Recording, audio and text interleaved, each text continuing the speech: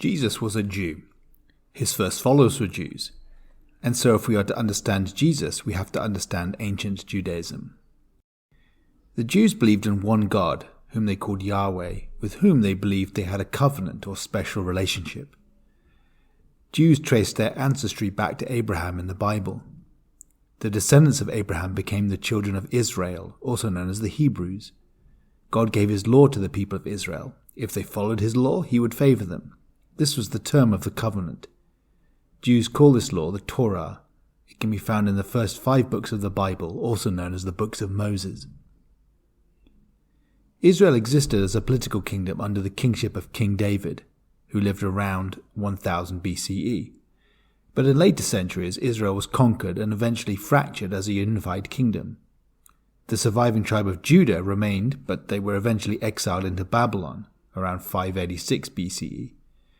The Jews eventually returned, but were conquered again by the Greeks and then by the Romans. At the time of Jesus, Palestine was under Roman occupation. The temple in Jerusalem was at the center of Jewish worship. God's presence was said to dwell in its inner sanctuary, the Holy of Holies, and animal sacrifices performed in the temple were believed to gain God's favor. Jews would make pilgrimages to the temple, especially for holy days such as Passover. Christians came to believe that the death of Jesus on the cross negated the need for the temple. In essence, Jesus was the temple. The Western Wall is all that remains of the temple today.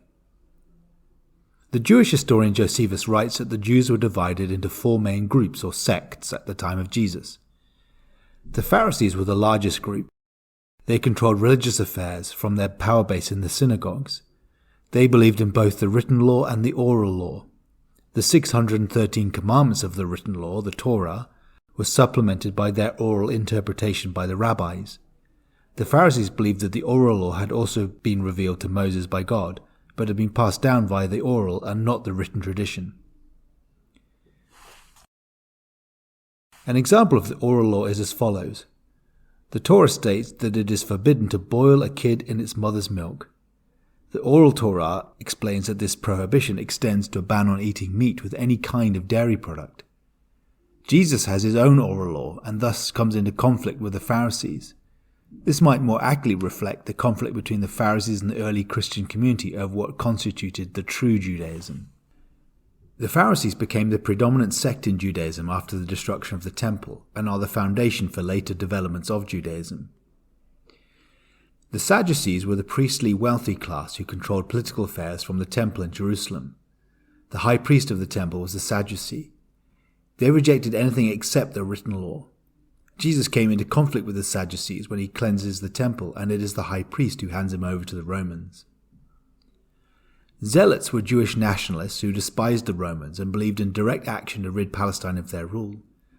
Their movement was defeated by the Romans during the Roman-Jewish wars of the later 1st century. Roman anxiety regarding possible Jewish rebellions meant that someone like Jesus, who entered Jerusalem proclaiming himself king of the Jews, would be seen as a potential threat. After all, Emperor Tiberius was the king of the Jews. The Essenes formed monastic-type communities, established their own rituals, and rejected the temple hierarchy. They are probably synonymous with the community who wrote the Dead Sea Scrolls. The scrolls included most of the Hebrew Bible as well as apocalyptic writings about the coming end of the world. Some scholars think that John the Baptist may have been an Essene. Both John and Jesus also have an apocalyptic message, but Jesus' kingdom of God is an ethical kingdom rather than one to be established through revolt. The New Testament was written in Greek because Greek was the lingua franca across the Roman Empire. Greek language and culture had spread across the Mediterranean world with the conquests of Alexander the Great and his successors. We call this cultural phenomenon Hellenism. Certain elements of Greek philosophy found their way into both Jewish and early Christian worldviews. For example, there are hints of Stoicism in the writings of John the Apostle. The Romans ruled over Judea and all of Palestine during the 1st century and had done so since Jerusalem was conquered in 63 BCE. Palestine was an important crossroads in the Roman Empire, with trade from Africa, Asia, and Arabia converging in the eastern Mediterranean. As such, the continued stability of the Pax Romana, the Peace of Rome, was crucial. Rome governed its empire either via Roman governors or prefects and client kings. During the time of Jesus' ministry, a prefect governed Judea while Herod Antipas was the king of Galilee. The governance of day-to-day life in the countryside was delegated to local elders. In Jerusalem, a supreme council known as the Sanhedrin, headed by the high priest, exercised delegated power. All Jewish government was overseen by Roman officials and the Roman army, but the temple was able to enjoy a certain level of autonomy, provided the high priest kept the peace. The Romans, being polytheists, did not have a theological objection to Judaism. What mattered to them was peace and the trade and tax made possible by that peace. For certain Jews such as the Essenes, the temple authorities were seen as corrupt collaborators with the pagan empire. In summary, Jesus' ministry has to be seen in the context of the culture, religion, and political situation at the time. Jesus and his followers were Jewish, and the ministry of Jesus has to be seen in light of Judaism and the Christian response to it. The Jews lived under Roman occupation. The power of Jewish leaders was limited by what Rome would allow.